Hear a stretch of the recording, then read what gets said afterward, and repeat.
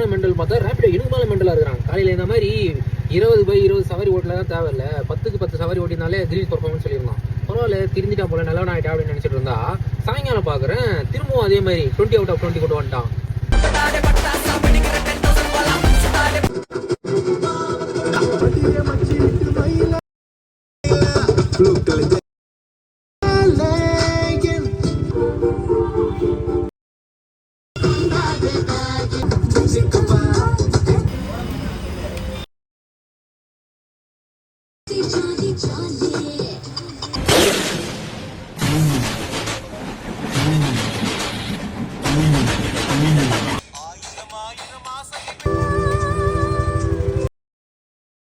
ஒரு 7 கிலோமீட்டர் கடக்கிறது நான் கிட்டத்தட்ட எவ்வளோ 55 நிமிஷமா போராடிட்டு இருக்கேன். செம்ம டிராஃபிக். இப்போ